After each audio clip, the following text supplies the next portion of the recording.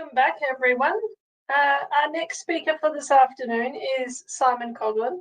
Simon is Deputy Director of the Centre for Artificial Intelligence and Digital Ethics and Senior Lecturer in Digital Ethics at the University of Melbourne. Simon is not new to our seminar series, having spoken on ethics at our gene technology themed seminar in 2019.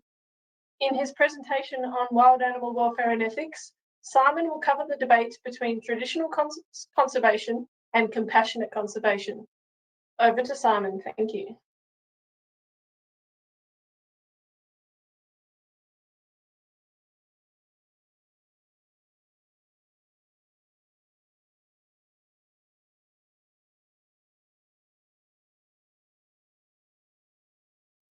Well, hello there, everybody. Today I'm going to be talking about wild animals, welfare and ethics, and talking about traditional versus something called compassionate conservation.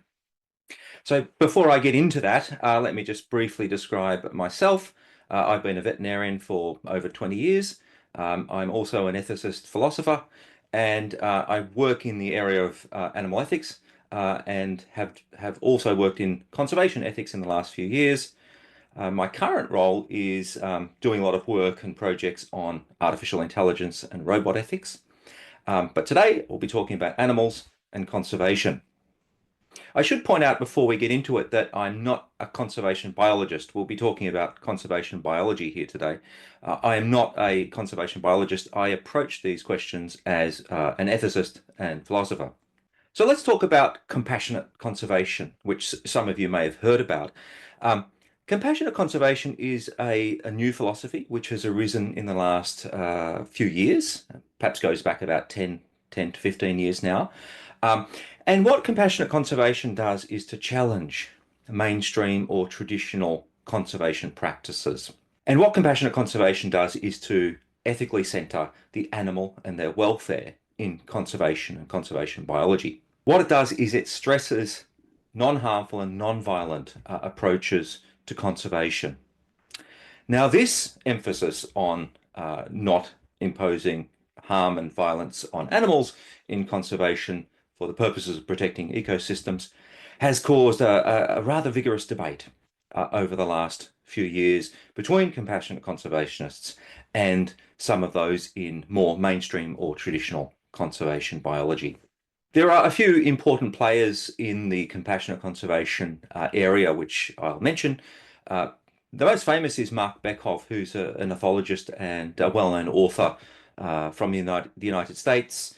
He wrote a book some years ago called Ignoring Nature No More, The Case for Compassionate Conservation. So he's been instrumental in the rise of compassionate conservation philosophy in recent times. With Mark Beckhoff, there is another player called Liv Baker, who's an animal welfare scientist, and she was involved. She's also from the US. She was involved in organising a 2008 workshop on conservation that brought in questions of animal ethics and animal welfare, and started to discuss how those ethics might relate to compassion, to conservation. There are two other important players in the compassionate conservation area, Arian Wallach and Dan Ramp. Now, both these individuals are conservation biologists from the University of Technology in Sydney, and they initiated and run a centre for compassionate conservation from UTS. And their writings, along with Mark Beckhoff and others, have triggered this rather vigorous debate recently about the place of ethics and welfare in conservation. Now, briefly, for those of you that don't know too much about it, what is conservation biology? Well, conservation biology is it's a relatively recent discipline that arose from the 1970s and 80s. And what it does is it values biodiversity, it values and tries to protect ecosystem stability, and it recognizes the importance of evolutionary processes in generating the vast array of life on Earth.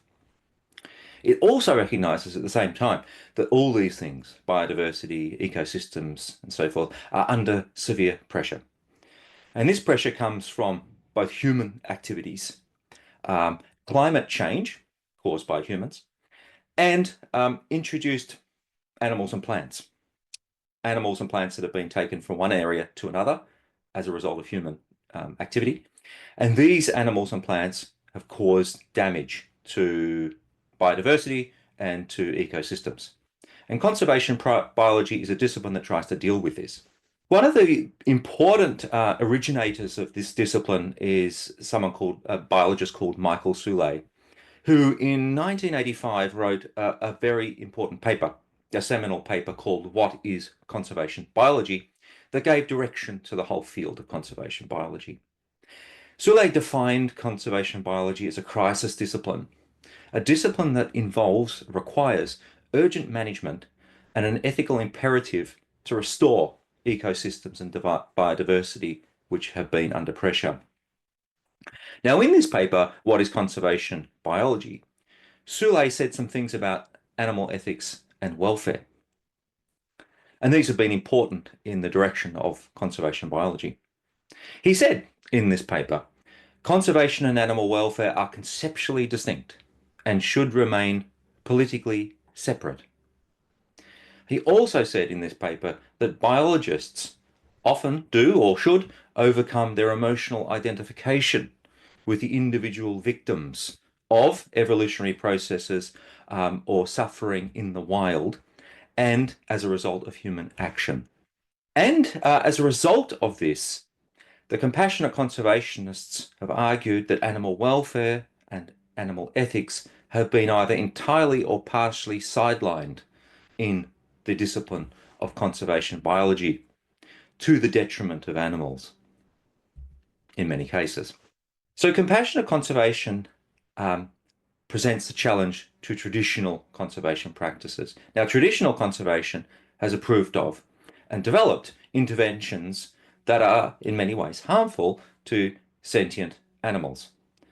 For example, they've devised methods in traditional conservation to reduce or try to eliminate introduced species that are thought to be causing environmental harm, and to suppress or deal with overabundant native species, say when there are population explosions that leads to ecosystem implications. So as a result of this approach, millions of animals each year around the world are killed in culling programs and so forth, or are trapped and dealt with, or are subjected to things like harmful research.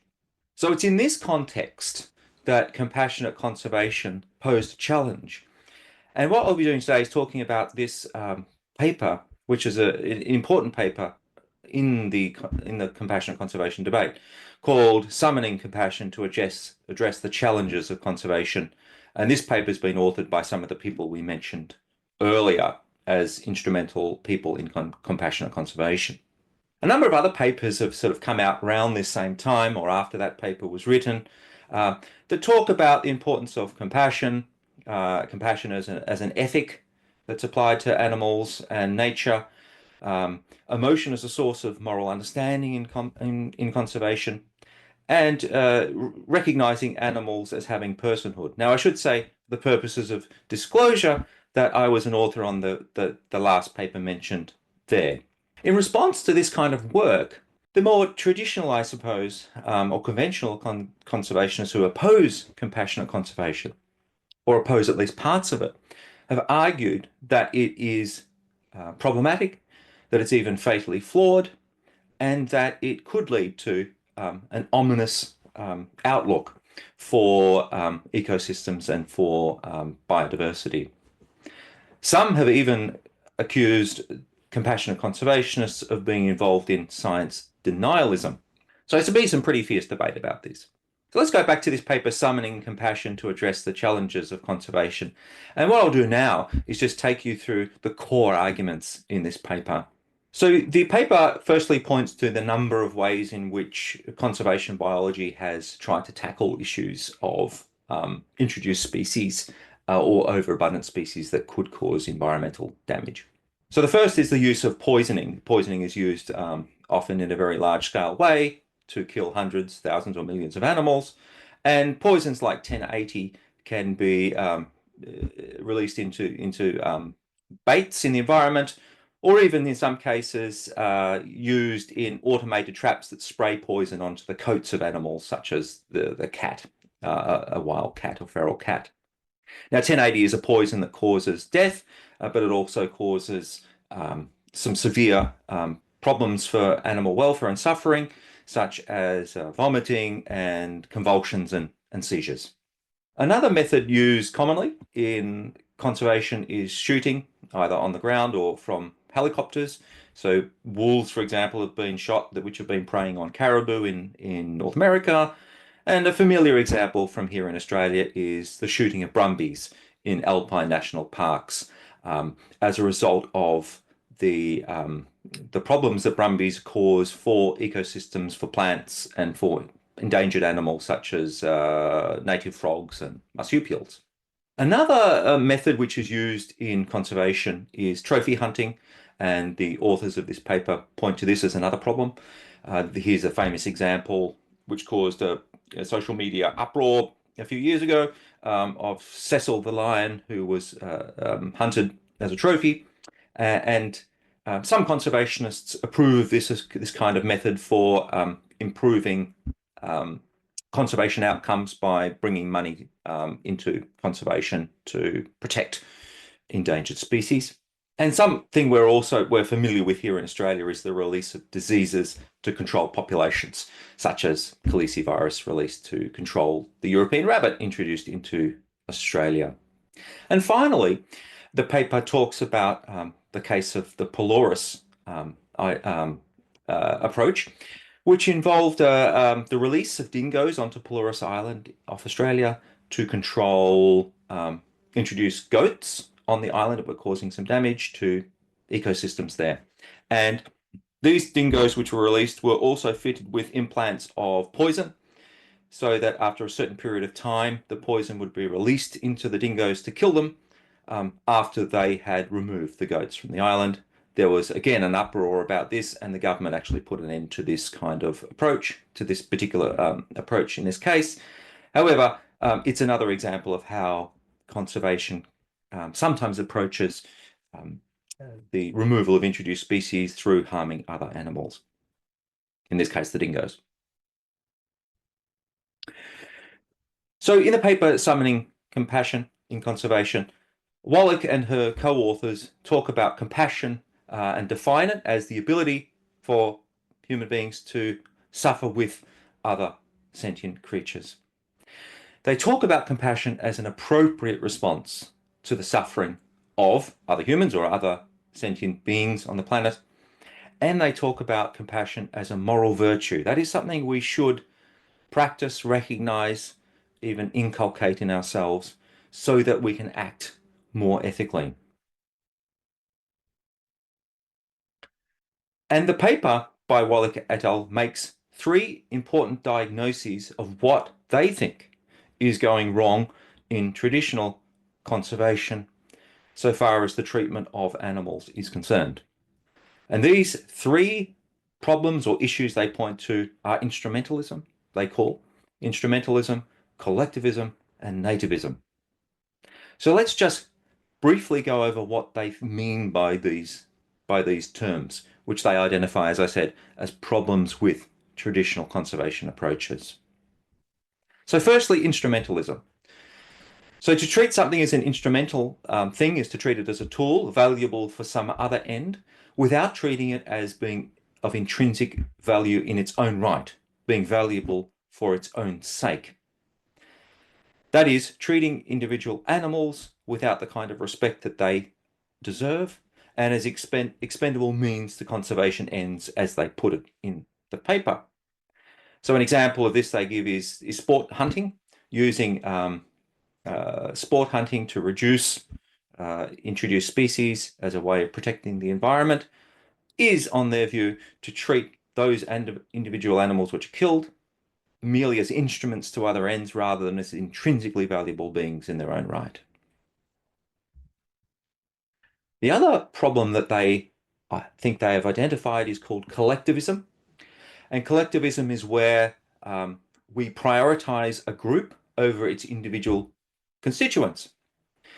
And they say that what traditional conservation tends to do is to value individual wildlife, not as individuals, but as instances of their type. rather than as unique and distinct individuals in their own right, with their own intrinsic value.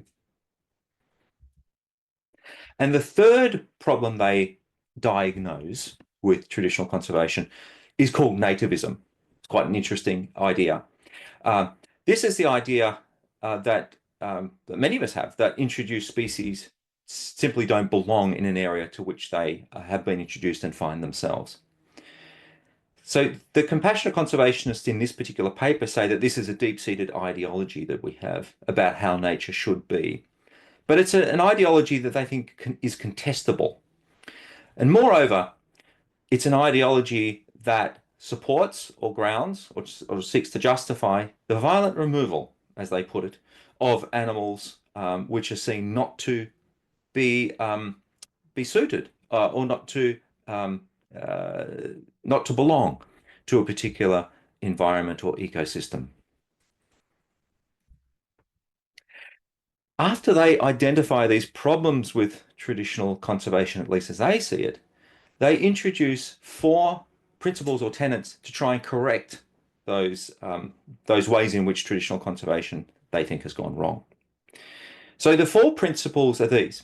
The first one is, first, do no harm, which means to generally avoid harmful interventions, such as the ones we just talked about, and to exercise care when we do enact interventions in nature, so that we don't cause unnecessary harm or we don't harm in unjustified ways animals in ecosystems, including introduced species.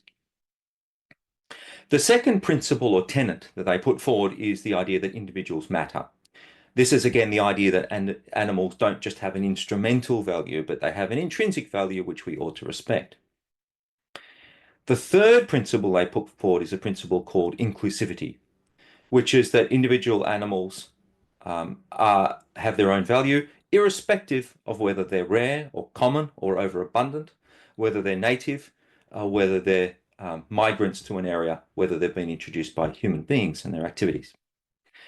And the fourth principle or tenet they talk about is that of peaceful coexistence. And that is that we should always endeavor to avoid aggression and violence when we seek to protect nature, and we should prioritize non-lethal and non-invasive conservation strategies over the fairly commonplace lethal methods and harmful methods of trying to protect biodiversity. Now, I've given you some background on what compassionate conservation is and the sorts of things that compassionate conservationists say and argue. I'm turning now to criticism of compassionate conservation as it's been put forward. So let's talk about some criticisms of this. And these criticisms have been strong criticisms and forcefully put. So one of these criticisms, the first one to talk about here, is that compassionate conservation is disastrous for biodiversity and ecosystems, and that it involves a do-nothing approach to the incredible pressures that nature is now under. So the idea here is that lethal methods and other harmful methods of controlling, say, introduced species are essential to the the conservation toolkit. And if we followed a compassionate conservation approach, they think the criticism is that this could result or will result in ecological disaster. So that's first criticism. How might a compassionate conservationist respond, or how do they respond to this sort of thing, to this sort of criticism? Well, one thing is that they say that we should look more deeply into non-lethal and non-harmful approaches and methods to conservation, and that we should explore them more than we have. And one problem they identify here is that the use of culling, poisoning, shooting, and so forth tends to shoulder out or to make less room for other approaches which might be less harmful to animals. And they also say that even on those occasions where killing might be justified, and they do leave that in some cases open, although they generally oppose it, they say that on those occasions we should be firstly very reluctant to do it, and if we do it, we should feel deep regret for having harmed or killed sentient beings. So an example of trying to find other approaches which are non-harmful to introduce species, for example, there was an example here on Australian Story and ABC TV recently of using feral donkeys to help rejuvenate landscapes instead of killing them as the government has ordered farmers to do. So the next criticism that's come out of the literature is this idea that compassionate conservation is really animal rights in disguise. So some conservation biologists have argued that compassionate conservation is not what it appears to be. It's in fact animal liberation dressed up as conservation. How could compassionate conservationists respond to that? Well, one response that they could have or do have is that perhaps we should be open to the idea that animals do have rights. Now, what animal rights means is itself a contested thing. So it's open for debate what it is for an animal to have moral rights or ethical rights, but that we shouldn't be dismissive of the idea that animals could have rights in some form or another. That's one possible response. Now, another criticism of compassionate conservation is that the idea of compassion itself is problematic. Now, not all traditional conservationists think this, not all critics of compassionate conservation think this, but some have argued that compassion is itself a problem and that we should not necessarily use compassion in our approach to conservation. And in fact, we might even be best off if we eradicate compassion from our approach to conservation and other ethical issues.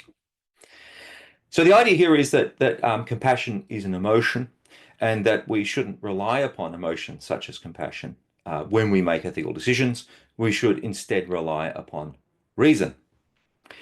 And relying upon things like compassion often involves a disregard for the wider consequences of relying upon compassion. For example, if we have compassion for an individual animal, we might ignore or overlook the fact that a whole lot of other animals could be impacted on by that animal, and that therefore it might be justified to do something like remove that animal from the environment, even in ways which harm it. So how could compassionate conservationists respond to this? Well, I mean, this is a deep philosophical issue as to the link between emotion and moral reason, and whether there is a legitimate link or not. But compassionate conservationists might say that morality can't ignore emotion, and that in fact it rightly does involve emotion on some occasions. For example, emotion can be very important, and compassion can be very important in recognizing cruelty and injustice and in doing something about it. Compassionate conservationists can also point out that compassion is not merely an emotion. That is, compassion can be a reasoned activity. It can be a disciplined form of response. So that means, in the view of at least some compassionate conservationists, that compassion is not as problematic as some of the critics think. Another response to compassionate conservation is not so much to dismiss it entirely, but to say that what we should instead practice rather than compassionate conservation is a kind of animal welfarism or animal welfare ethic. So some animal welfare scientists, certainly not all, but some would say that we should accept that humans are going to use animals in ways which harm them. We do that, for example, in the production of food.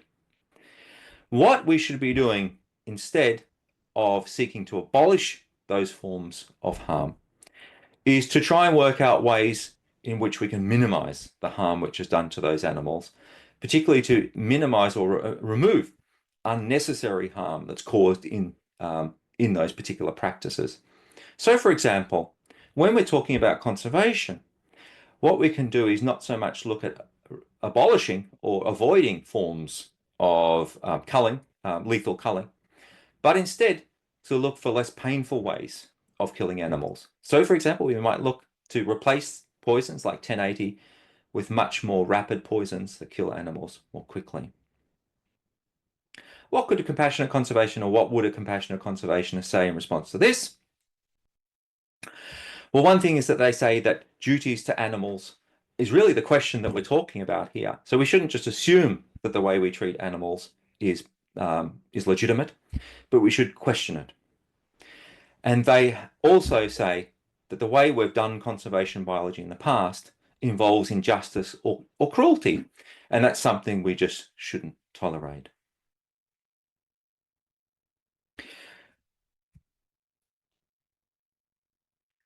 So I've now spoken a little bit about compassionate conservation, about traditional conservation and responses, or arguments that have occurred between these two groups, if you like.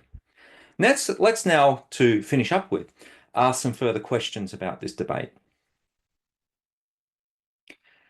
We could firstly ask what compassionate conservations might actually approve of. So if they're against things like poisoning and killing with guns and so forth, what would they approve of instead? One thing that they are likely to approve of is rewilding. So taking areas that have been damaged by introduced species or by humans and restoring those environments. For example, it might be taking areas which were used for farming and turning them back into native bushland. There are a range of other methods that conservationists, compassionate conservationists may or may not approve of. Things like fencing to keep a predator, an introduced predator, out of an area where endangered species are present. Tracking either predators or other animals, such as endangered species, with drones. Using aversive approaches, so perhaps using repellents to prevent introduced predators from going into certain areas. Using fertility control, could be surgical or genetic manipulation to try and make animals sterile.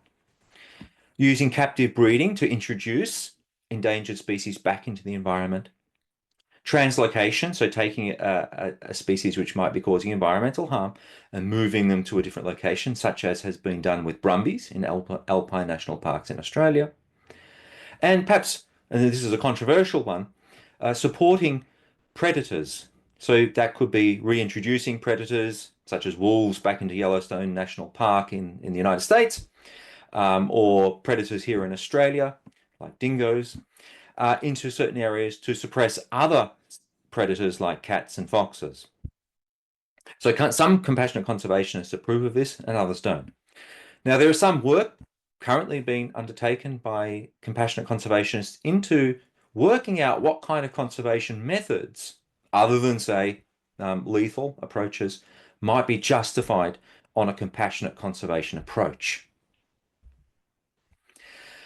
A very live topic and a very controversial topic at the moment is what conservationists should do about natural harm. So harms not caused, say, by introduced species or by human activity, but harm that just goes on in nature all the time. Nature, after all, contains a great deal of suffering, predation, disease, and starvation, which goes on regardless of human intervention or human activities. And the question here is whether conservationists and whether compassionate conservationists have a duty to animals in healthy ecosystems, not just in damaged ones, whether they have a duty to help these animals to suffer less. And this could be seen as a kind of foreign aid for animals, such as we do for humans in other parts of the world. Should we, for example, be doing things like supplementally feeding animals when they run out of food sources, providing relief in cases of natural disaster that harm animals, providing veterinary care to animals in the wild, and even, and this is incredibly controversial, removing predators from areas to protect animals from suffering, or even modifying those predators, say, genetically, when the technology becomes available, such that they don't prey on animals and they might even become herbivorous. That's a whole debate in itself. To finish, we might just ask whether there's any possibility of convergence between traditional and compassionate conservation. For example, many traditional conservationists do care about animal welfare. It's not that they don't care about animal welfare at all. And many or all compassionate conservationists value nature, value ecological systems and biodiversity. There's also some agreement between the two camps, if you like, on the evidence on the harm which is being done to ecosystems and biodiversity. And there's also agreement that the public is becoming increasingly intolerant, at least in some cases, of harmful and lethal interventions. There is, of course, this sticking point, which I want to raise in conclusion, and that is that there are differences between compassionate conservationists and at least many other conservationists, on how we ought to treat animals, in particular on what their moral status or worth actually is. And these are, of course, big debates within animal ethics and environmental ethics that have been going on for some time. So to finish, I would raise the question whether there needs to be further dialogue about this very point, about how we ought to treat animals, what kind of intrinsic value they and the rest of nature has. And these are obviously big philosophical issues, but I think they're probably unavoidable issues.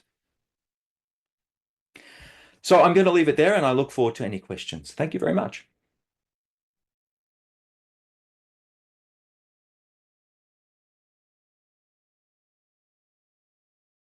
Okay, welcome everyone, and welcome Dr. Simon Coghlan, who now joins us live to answer some questions. Hi there, Simon.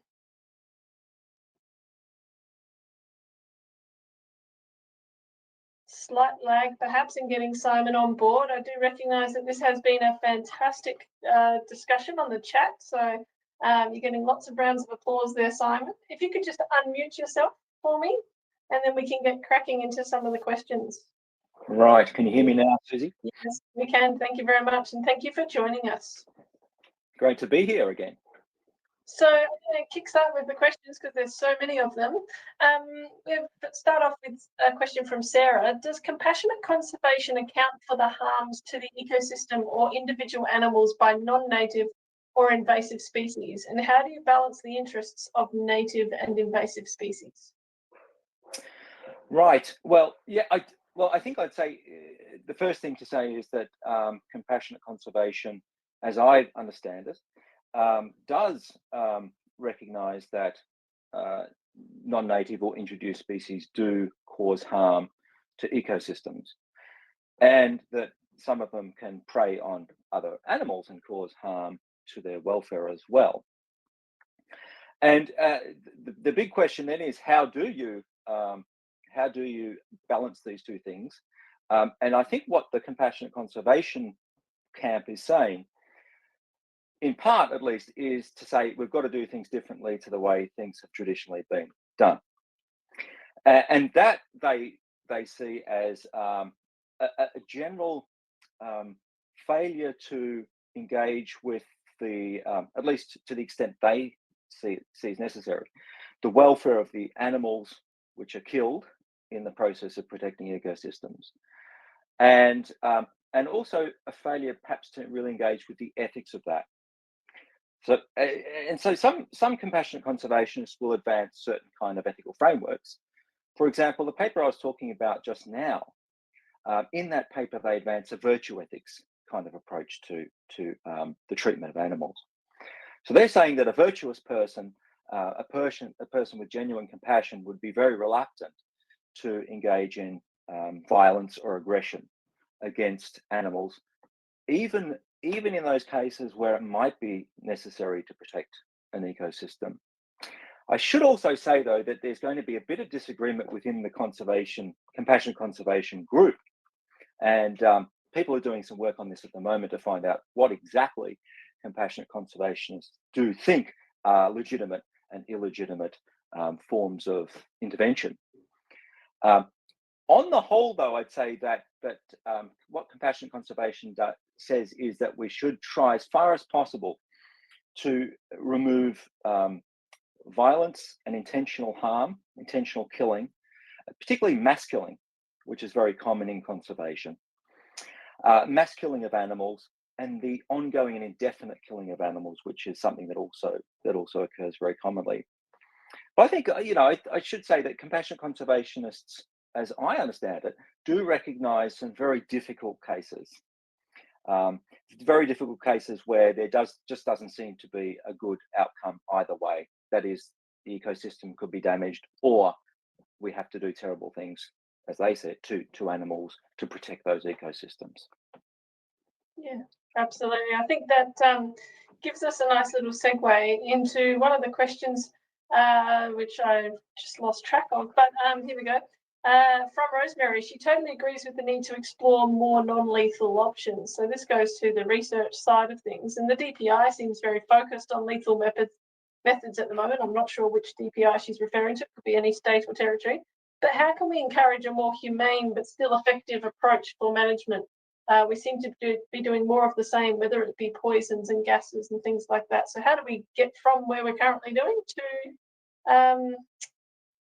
a future where with more research and more compassionate options? Yeah.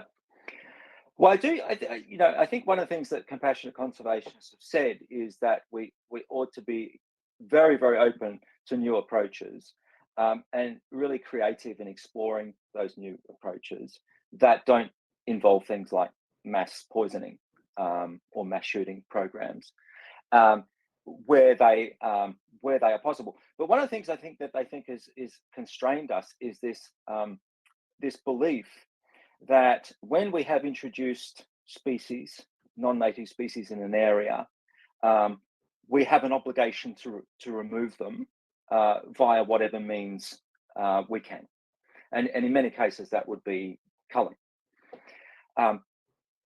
It's a bit similar to the conversation you had earlier with, I think it was Dr. Hansen, talking about animal experimentation.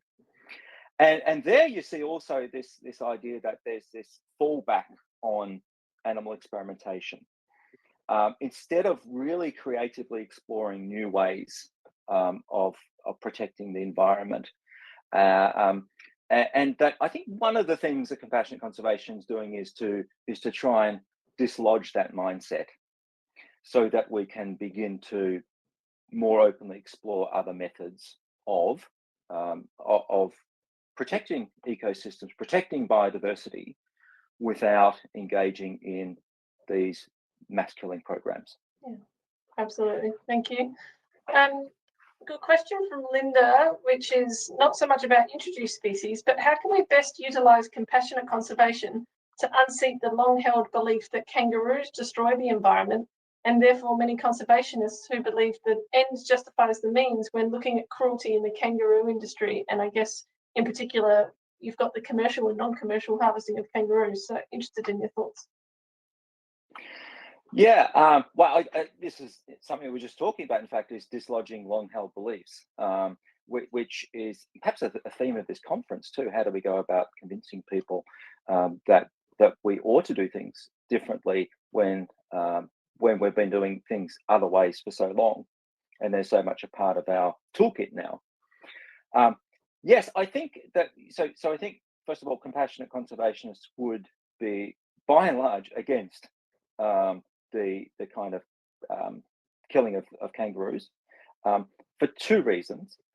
One is that an ethical reason, so that they think that we just shouldn't be doing this to kangaroos. They're sentient creatures; they have intrinsic value.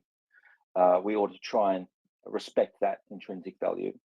We ought to try and approach them without violence or aggression. So they're kinds of ethical approaches that are part and parcel of compassionate conservation. And the other approach, the other thing they might say is, let's be really clear about whether these kinds of programs are efficacious, and whether or not they're really necessary.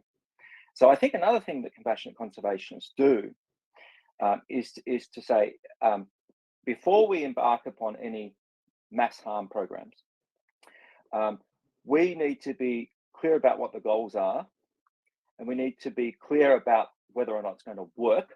In other words, protect ecosystems and other endangered species in the long term, and not require ongoing killing, or programs which begin and then become abandoned. later on, so that the introduced species return. So I think there's two prongs, or these two lines of criticism that compassionate conservation has. One is the ethical argument about the value of animals, the intrinsic value of animals, and the other is an argument about whether or not we really need to be doing these things, and whether we can find other methods that would be less harmful to the animals. Yeah, absolutely, indeed. And this isn't a specific question per se. There's been quite a few comments in the chat about the management of brumbies. And so I guess just to summarise, because of that attention that it is getting, what do you think compassionate conservation looks like in that space? And obviously it's a very difficult ethical conversation for a lot of people. So interested in your thoughts on that side. Yeah, I mean, it's another debate that stirs up a lot of moral emotion, doesn't it? The killing of brumbies in alpine national parks.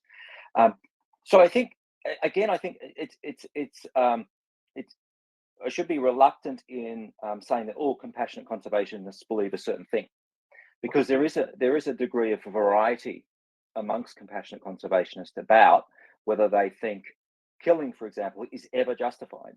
Some will say it is never justified, and others will say it's justified perhaps in certain circumstances. And those circumstances could be where the threat is imminent and immediate and massive, where endangered species will definitely go extinct unless those killing programs are carried out, and those sorts of things. I think with the brumby example, a lot of compassionate conservationists would say we shouldn't be killing them. We should find other ways of, if we can, other ways of intervening. Now, for some compassionate conservationists, that could be trying to relocate or rehome the brumbies. For others, that itself would be unethical to do that. And I think certainly because of this core moral belief in the moral intrinsic value of animals, in some cases, compassionate conservation will just say this is a tragic circumstance. So in this circumstance, we cannot protect all species.